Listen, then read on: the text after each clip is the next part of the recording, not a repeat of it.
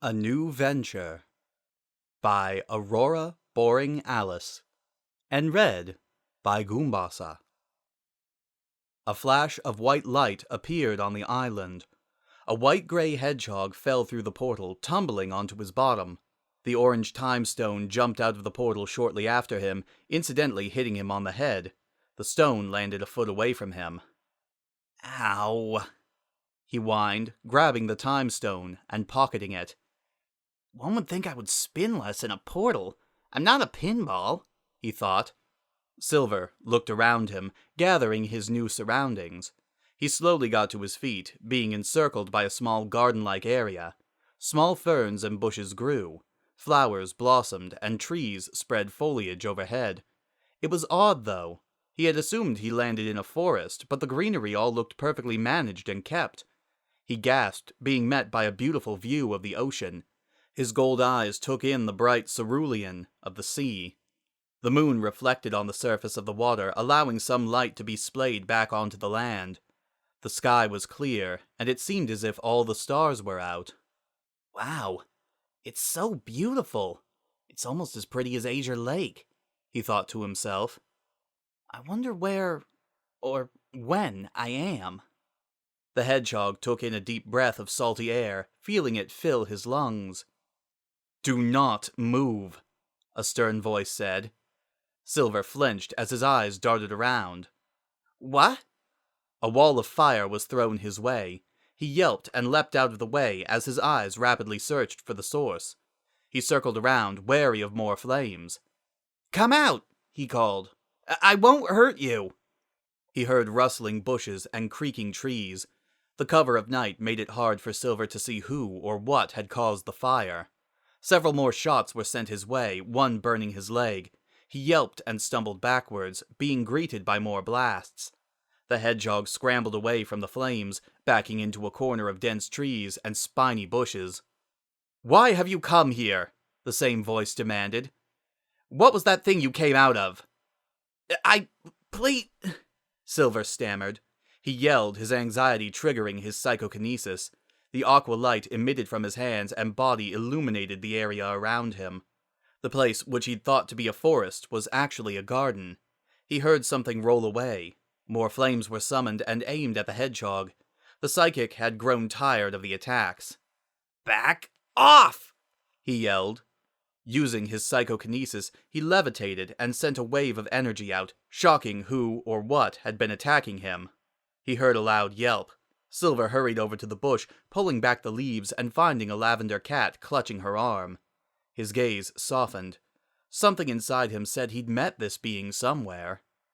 In another life, possibly. There are endless versions of me wandering through the multiverse. One might have met her before, or maybe known her. I wonder what she was to me. I mean, that version of... The hedgehog's mind wandered, allowing her to gain the upper hand. She regained her strength, flipped behind him, and summoned more flames. "I ask you again, what are you doing here?" she asked, voice raising with anger. In an attempt to dodge her shots, Silver leapt, twirled, and eventually fell on his back. Before he could even think to use his psychokinesis, more flames were fired his way. He stumbled backward and fell on his back, clambering away as the lavender feline came closer. "Tell me now!" she demanded. "I told you to back off!" he exclaimed, using his powers to hold her in a psychic grip. The cat was seized by an aqua aura, paralyzing her body. The white hedgehog's gold gaze wandered up to the feline's amber eyes. An angry fire burned in them. "I know her from somewhere, I swear I do," Silver thought as he held his hand out, touching her arm. Somehow the cat had loosened her grip and summoned the flames again, a ring of fire surrounding him. The shades of burning amber and hues of cool aqua sliced through the night. Within the light emitted from both parties, Silver swore he saw a smirk flicker under the cat's muzzle. Or maybe it was a scowl. Yeah, it was probably the latter. "Okay, you have me," he said. "What do you want?" She didn't utter a word, her face remaining stone and solemn. Her eyes flickered to his hands. "Oh, duh," he muttered, releasing her from his psychic grip. She landed on her feet as he looked expectantly at her. A little help? He asked as the flames grew higher. Why have you come here? She demanded. Look, if I'm interrupting something, I'm very sorry, Silver said, holding his hands out as if he could douse the flames. The feline must have noted his sincerity. I'm assuming you're not from around here, she said, lowering her hands slightly. The roaring flames died down to minor flickers of fire. You couldn't be more correct, Silver said. Where did you come from? She asked. Silver rubbed the back of his neck. I don't think I can answer that. The cat snapped her fingers, the fire growing once again. The ring began closing in on the hedgehog. Then I suppose I can't help you. He squeaked as the flames drew nearer. I come from the future, about 200 years, he yelped. Roughly speaking, I mean, depending on the current year, it could be more or less. I could be more exact if you told me that... Do you think me a fool? She asked, her voice scathing. Her amber gaze narrowed, practically slicing Silver open. I'm dead serious, he said. Please, I'm telling the truth, I'm from the future. Prove it. Huh? If you are from the future, as you claim, the cat said, describe the world in which you live, in detail. What? Are you crazy? There are serious implications that could occur if I share any information with you. Then I guess you won't be around to see your future. She shrugged, the flames meeting Silver's boots. The metallic plating on the toe of his boots began to gain a blackish tarnish. He yelped again before taking a breath. All right, the world is beautiful. It's bright and gorgeous. And it's a wonderful place to live in. The skies are bluer than the seas, and the air is clean and fresh. People and nature live in harmony, and there is no threat of evil anymore, Silver exclaimed. Do you believe me? Yes. The flames extinguished as he breathed a sigh of relief. The hedgehog rested his hands on his knees, breathing heavily. What sold you? He asked, catching his breath.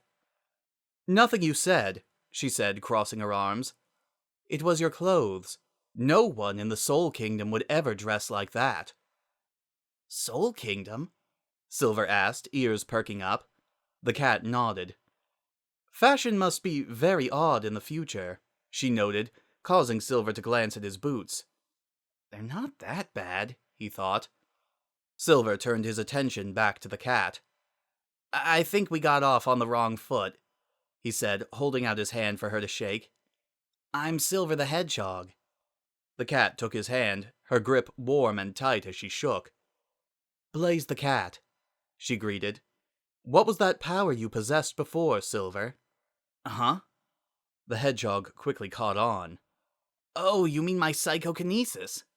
Psychokinesis? Yeah, he said. It allows me to move things with my mind. Here, watch. Silver focused on a marble bench, gaze narrowing on it. He raised his right hand, and the bench levitated as he moved it a foot to the right. Pretty neat, huh? Blaze looked astounded, her mouth agape and her eyes wide. Silver took note, smirking as she shut her mouth and cleared her throat. It's very impressive power, she said. Yeah, I guess, he muttered before glancing at her. But those flames you summoned were pretty cool. How'd you do that? She stayed silent. With a gentle snap, a small flame appeared and burned bright on the tip of her index finger. Whoa, Silver hooted. That's so cool! Really? Thank you, she said, closing her hand and extinguishing the flame. So, just why have you come to this time? Silver shrugged. To be honest, I just grabbed a time stone and thought, why not? He said. Time stone? They're funny gems that allow you to travel, Silver explained as he produced the orange hexagon-shaped jewel. Oh, Blaze said, marveling at the sparkling jewel. They must be easy to attain if anyone can get them. Silver shrugged. Not too hard to get, granted if you know the right people, he said as the cat wistfully crossed her arms. I wish the soul emeralds were that easy to keep track of, she murmured under her breath. Soul emeralds? Silver asked. Did you lose them? She shook her head. Do not worry, it's nothing, she muttered. If you mentioned it, it's definitely not nothing, the hedgehog said. She sighed. They're jewels that keep my world in order, and they're missing. Again, Blaze explained. I'm their guardian. I'm supposed to keep watch over them. The hedgehog rested a hand on her shoulder. Hey, he said, I'm sure you didn't intend to lose them. Her amber eyes softened and met Silver's gaze. You're doing your best, and it's not your fault you lost them, he said. If you need a hand looking for them, I can help. Are you sure? She asked. The hedgehog nodded before flashing a smile. Yeah, I've traveled here. Why not help make some history? Blaze gave a soft smile. Thank you, Silver, she said. Happy to help, Blaze, he said before clapping his hands together. Now let's find us some soul emeralds. The hedgehog smiled to the cat, who clenched her hands and took off, her trail leaving a wake of fire. Silver gave a whistle before a small chuckle. He leapt into the night sky, using his Psycho Dash to hurry after his new friend. The end.